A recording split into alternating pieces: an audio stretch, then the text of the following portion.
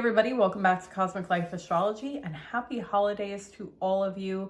Whatever you're celebrating, I hope you're all enjoying it with your family and loved ones. This is definitely a wonderful time of year to really, take a step down and relax and unwind with people that are nearest and dearest to you. And we have a new year right around the corner, so let's talk about it today because 2025 is going to be pretty impactful. We have outer planets making major shifts during 2025, which is why astrologers have been saying this is going to be a significant year. But let's start out with what's happening in January, because we're going to see at the beginning of the year energy pick up, and then during March and April, we're going to have some activity that's going to pick things up even more. And then during the summertime, we're really going to see some major shifts happening. So right out of the gate, we have the new year starting off the heels of a new moon in Capricorn, really helping us plant those seeds for our New Year's resolutions, our goals, and what we're trying to accomplish for the next year ahead. And I love that. We have Venus entering Pisces 2 days later on the 3rd of January, and she will be there for 4 months. And the reason why she's going to be there for 4 months is because Venus is going to have a retrograde. She will go into Aries for a little bit, and then retrograde back into Pisces.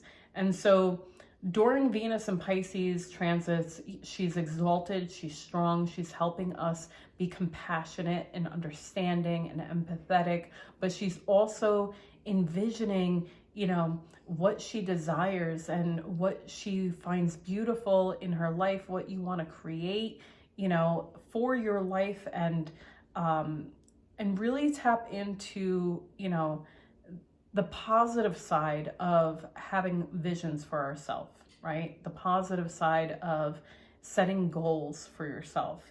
And so we will also see shortly after Venus enters Pisces, the nodes will also change signs and they will go into Pisces and Virgo.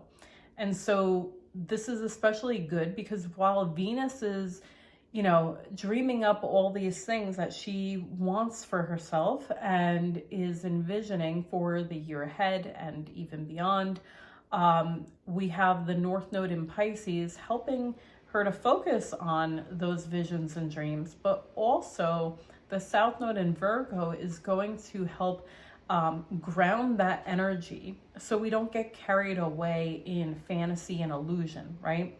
Because Virgo is all about the facts, the details, what it is that, you need to do to get to where you want to be, right? Virgos are hard workers. They're, willing to put boots on the ground and, really do the work that's necessary to get to their goal, right? And that is going to be very important because we are going to have a lot of energy in Pisces start building up. So I love that we have the South Node in Virgo helping us balance the scales, right? When we look at the nodal transits, they're always polar opposites of each other. And I look at it as a balancing act. You have two energies coming into focus, and you have to balance those two polar opposite focuses in your life, right? So you're going to have the Pisces area of your chart in focus and the Virgo area of your chart in focus. And you have to balance those two. Astrologers will say where the North Node is, you're going to put more energy and effort into. And where the South Node is, you'll see a lessening of that energy and influence. I don't particularly subscribe to that. I think that it is more about balance because they do focus on those two polar opposites, and there is a reason why they're always opposite of each other, because you have to balance the energies. So We will see the North Node in Pisces, South Node in Virgo until July of 2026. So take a look at where that's happening in your chart, because those will be two areas of focus during the next year and a half.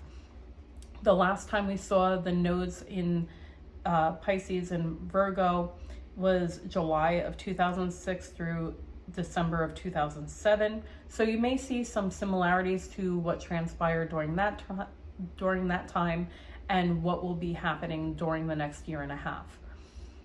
On January 30th, we will see Uranus go direct. Finally, a few days later, on February 4th, we will see Jupiter go direct.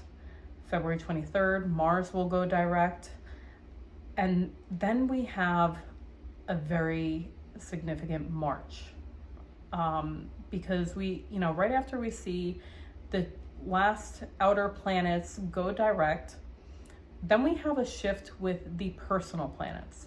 So, Mars goes direct after a long cycle in Cancer and Leo, and it's going to take a while for him to go through his shadow period, right? So we'll see that play out over the next couple of months after it goes direct. But then we will see on March 1st, Venus will retrograde at 10 degrees of Aries, and that retrograde will last until mid-April. And on March 15th, we will see Mercury retrograde at 9 degrees of Aries. So we will see that retrograde happen for 3 weeks. And then 2 weeks later, on March 29th, we will see a solar eclipse happen at 9 degrees of Aries. So if you have anything between 6 and 13 degrees of Aries as a natal planet or a point in your chart, you are going to definitely see something significant happen for you, because you will have Venus, Mercury, and the eclipse focusing on that hot spot of energy, right? And I'm excited to see what happens with this solar eclipse, because, if you have a natal planet around these degree points, right, you may see a new beginning happening earlier on, right? Say maybe come the end of February after Mars goes direct, you may see something new start to come into your world, right? Solar eclipse is a new beginning, major new beginning, door opening, right? And even with Venus and Mercury going retrograde, retrogrades can be a time of acclimation and adjusting, right? And reflecting on the changes that have taken place, and, kind of feeling your way through it, right? If you don't have any natal planets around this point, you may see things happen after the eclipse or in a slower pace because of Venus and Mercury retrograding at the same time in the same degrees. And so either way, I do think this is going to be pretty impactful for majority of us, because that's a hot spot, and chances are, with Venus and Mercury retrograding at the same time, there's going to be a lot of focus on love, money, and communication, and new beginnings, right? New beginnings that are important to you as an individual, new beginnings that benefit you as an individual, Aries, right? With Mercury retrograde in Aries, to me, if there's ever a moment where, you could see someone come back from the past or an opportunity come back from the past, I think that's going to be it, because, whether it be regarding career or relationship, Aries is about an individual, Mercury retrograde, an individual coming back from the past. So, I would keep an eye on that time frame, because I think March and April are going to be pretty interesting. We will also see the day after the eclipse, Neptune is going to enter Aries. okay? So, you want to talk about some energy picking up. This is, this is where it starts to really come to, you know, come to, I don't want to say culmination, but this is where you see the uptick really start to happen, is in March. Neptune in Aries is neutral. So it's not strong and it's not weak. And we will see Neptune in Aries until 2039. So we will have plenty of time to talk about Neptune in Aries. The last time we saw Neptune in Aries was 165 years ago. So this makes it significant because nobody that's watching this video has ever seen Neptune in Aries.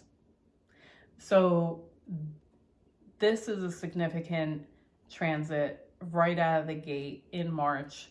The last time we saw Neptune in Aries was 1861 through 1875. During that time, we saw the American Civil War start the day before Neptune last entered Aries. Wow. This year, we're seeing a solar eclipse happen the day before Neptune enters Aries. Wow. I think we're going, it's hard to pinpoint. The North Node being in Pisces, the sign where Neptune rules, and Neptune being in Aries, I think Neptune is going to get some support from the North Node to really honor our dreams and what it is that we're trying to create for our lives, and not just our individual life, but also for our society. What it is that we're trying to accomplish in our society, how we're trying to benefit the people in our society. I spoke about this with Pluto and Aquarius as well. What's going to benefit the people, the individuals, not the big corporations, right? And, Neptune in Aries, I think, is also going to be another strong influence of that as well. And with the American Civil War that happened during the last transit, that was the people coming together, fighting for what's right for the people.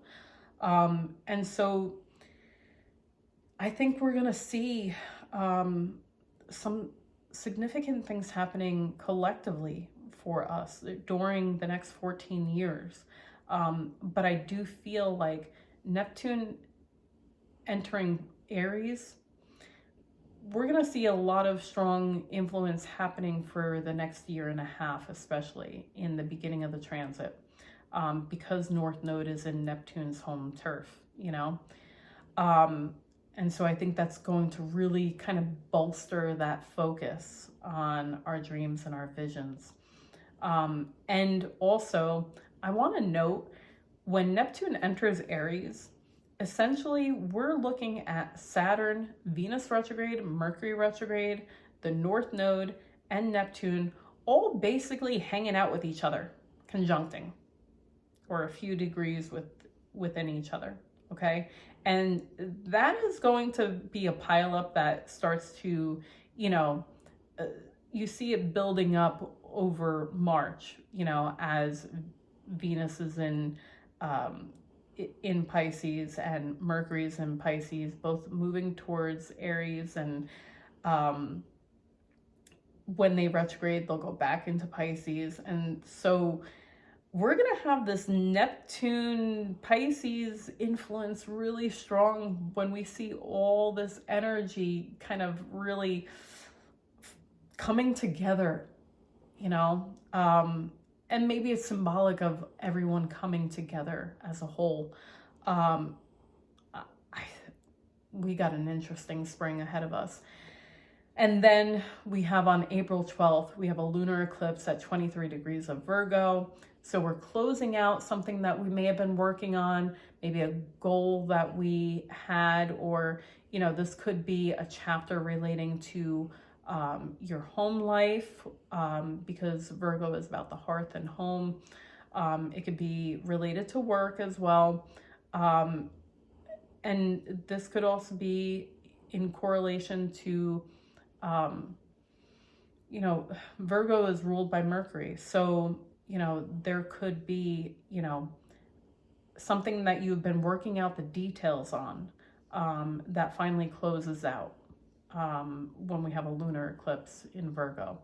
But it may not close out completely. It may just be like, you know, a chapter close, or, you know, a step in the process closing. And I say that because we're going to see another eclipse in Virgo at the anaretic degree of Virgo later in the year. I'll get to that. In May, on the 25th, we will see Saturn join the Aries party. We will see this for 3 years. The last time we saw Saturn in Aries was April of 96 through March of 99. Saturn is in its fall in Aries, so it's not very strong. And so it is going to require some extra work, some extra effort. There is a strong focus on stability and independence. I think independence more so regarding personal growth, personal stability. Maybe independent work will come into focus, like a rise in self-employment. And so, you know, this is great for, you know, that pushing us towards setting our goals and accomplishing them.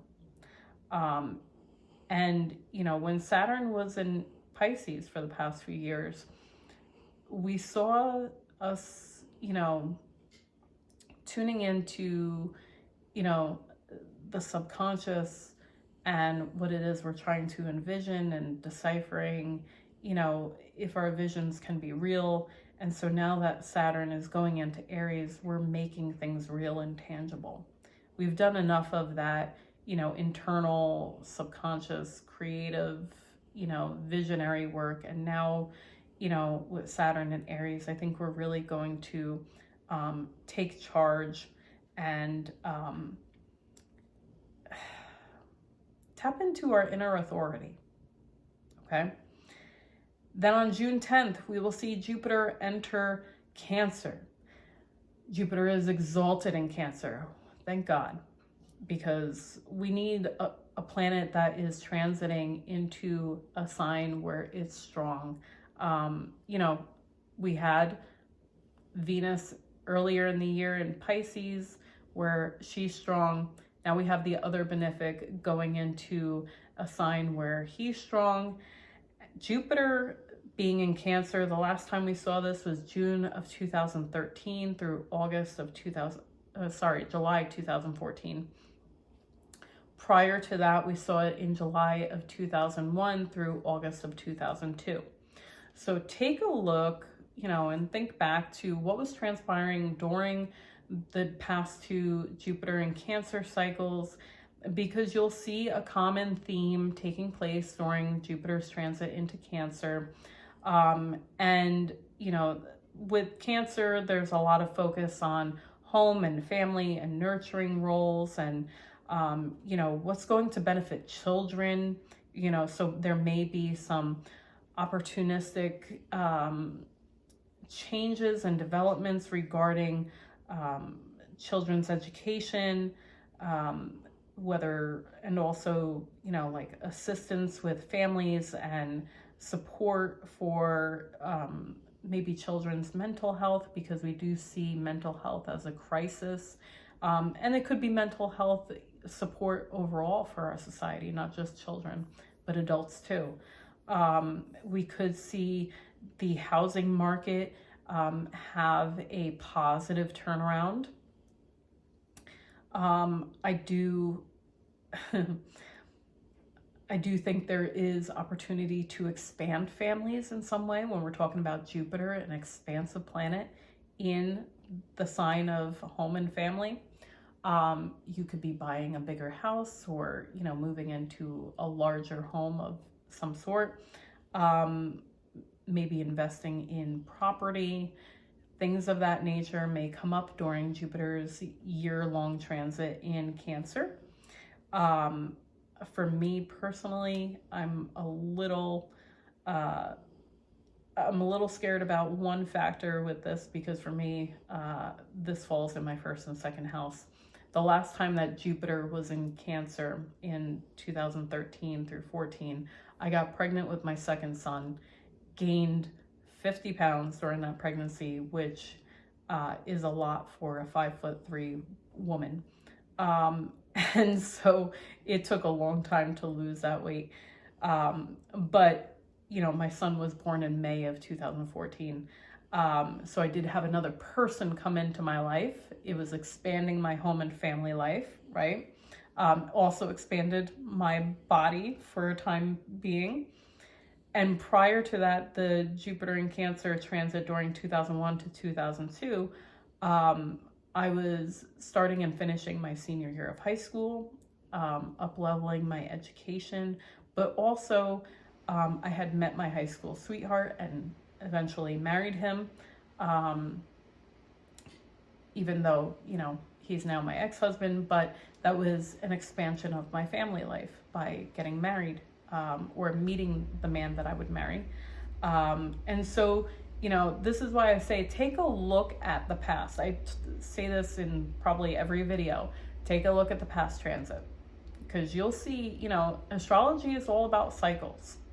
And so even though things may not always exactly turn out the same way, because the planets are always moving, it's not always going to be exactly the same, because, you know, what happened during the prior Jupiter transits, all the other outer planets were in different signs, the nodes were in different signs. So it's not always, you know, it's not going to repeat things exactly, but you will see a theme that will repeat.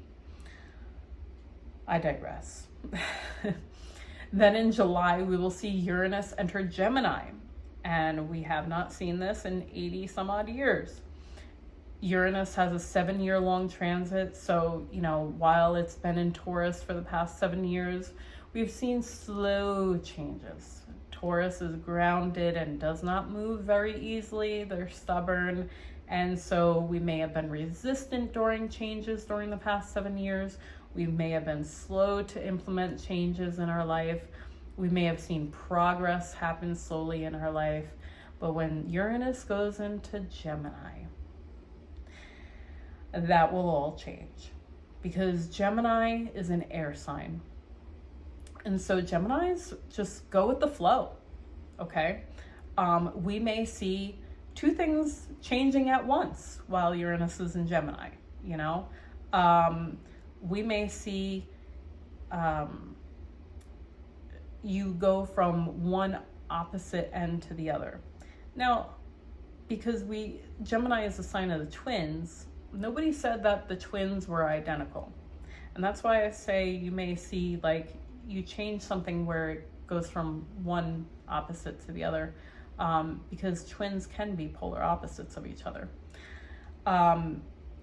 You may see a lot of changes overall in our society for the collective, in how we're learning, how we're communicating, how we're publishing things. I think we're gonna see, like, mainstream media disappear during this 7-year transit, because, you know, we've started to see people shy away from that, you know, and I think the whole fake news era has really made people wake up to the fact that, you know, things on mainstream media are not the whole picture. We're not being told everything that we should be told.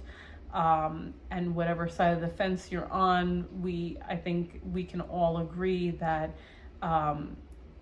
we have to do more digging to find the facts.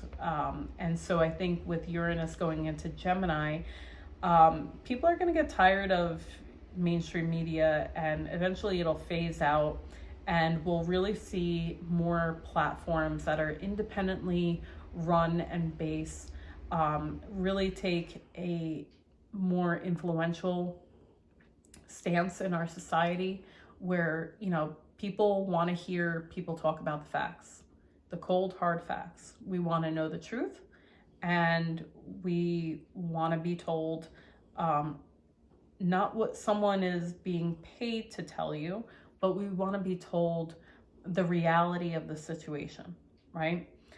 And for us in the USA, I think, our new president has a lot to do with this. And coincidentally, he is a Gemini sun. And so I think that's going to be one of the key things that we see happening during Uranus and Gemini. But also, we can have a lot of, developments in our intellect as a whole, because we're talking about Gemini, which is ruled by Mercury, the lower octave of Uranus, but we're talking about the mind, right? Higher mind, lower mind energy. And, we could be seeing people, really progress and advance in their intellectual studies, in their higher mind, as far as opening up to what's beyond, right? Not just the 3D reality that we're living in, but what's beyond that. And, I think with Neptune going into Aries as well this year, that is going to be one of the influences, is, understanding that our human body isn't all there is. And I do want to note, on the other side of this whole Uranus and Gemini transit, the last time we saw Uranus in Gemini was while World War II was going on. And during that time, the US gained a lot of influence and a lot of power in the world. And I think for those of us who reside in the US, and even people in other countries have seen that our influence across the globe has diminished over the past probably 2 decades, especially. And I think we're going to see the US regain its strength and power and influence, and, strengthen alliances. And I think there will be positive developments that come with it. I don't want to fear monger at all, but it is my duty as an astrologer to talk about, the good and the bad potentials. Everything is a potential with astrology. Nothing is set in stone. But because Uranus in Gemini's last transit, we had a world war going on. And the last time we saw Neptune in Aries, we had an American Civil War going on. There is a potential that a war will take place. And if it does, hopefully it's for a short period of time, and it won't be anything significant and detrimental, but rather something that helps people come together for the greater good of the people. Pluto and Aquarius, right? Saturn and Aries, taking charge and, personal growth, but also growth for the people. And if that does happen, we will get through it. We've gotten through before in history, but I don't want to focus too much on that. I like to keep it light and positive on my channel. It's just something that I had to mention because of the way we saw things historically with these transits. Then in the fall, we will have another set of eclipses. We will have the lunar eclipse at 15 degrees of Pisces on September 7th. September 21st, we will see the solar eclipse at 29 degrees of Virgo. So we have a lunar eclipse at the midpoint of Pisces. I feel like this is going to be like a level up kind of energy with this eclipse, because it's at the midpoint of Pisces. Lunar eclipses are usually a closing out. So it's like, you take a step up, you're done with that last step, and now you're ready to step up. And then with the solar eclipse in Virgo, that's going to be at 29 degrees of Virgo. So when I spoke briefly about the lunar eclipse in Virgo in April, that was at 23 degrees of Virgo. So, lunar eclipse closing out 23 degrees is not, an anaretic degree. So I felt like that was like a step towards something closing out because of the solar eclipse at an anaretic degree. So it's like solar eclipse, new beginning, 29 degrees closing out. So it's like, very dualistic, where you may see you're finishing something to have a new beginning, or you're having a new beginning while also finishing something. There's like a chapter close, I feel. And so the rest of the year after that is not as significant. I wanted to highlight the most significant transits because those are the ones that, really should be part of this video, for the sake of not getting you lost in all the details and all the different connections that are made during the transits and all these smaller, shorter transits that will take place during the year. I did want to condense our focus to the significant stuff because I know people want to know, especially as we're about to begin a new year, what they can expect, what may be ahead for them. So you can prepare and know how to handle things as they come. And, overall, I do see 2025 is going to be a year of impact.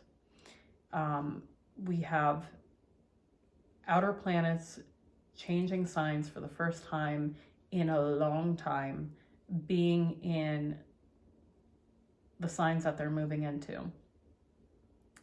We have the nodes changing signs. We have Venus and Mercury doing a retrograde together. And we're starting out the new year with a new moon. I mean, it's just, there's so much going on this year.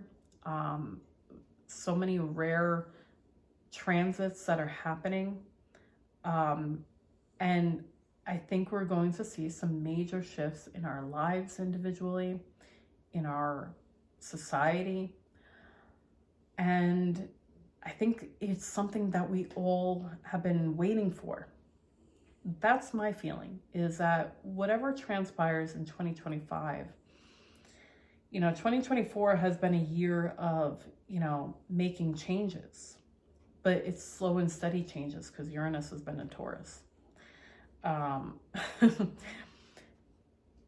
But we also had, Chiron being a major influence this year, helping us heal before we have, major chapter changes in our lives, right? And I think 2025 is when we start to see it turn. We see those pages turn and a new chapter begin. And I hope that for all of you, that whatever new chapter you begin during this year, whatever changes take place in your world, they're all positive, beneficial changes. And I'm wishing you all a great year ahead.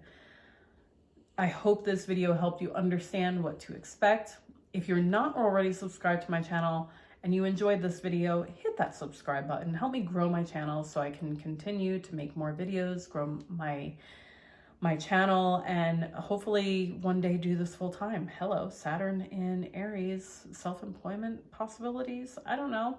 But hit the subscribe button, hit the like button, comment. I do respond to all the comments. I do love hearing all of the feedback and what is going on in your world, and I do respond usually with comments on, helping people understand certain things that they question.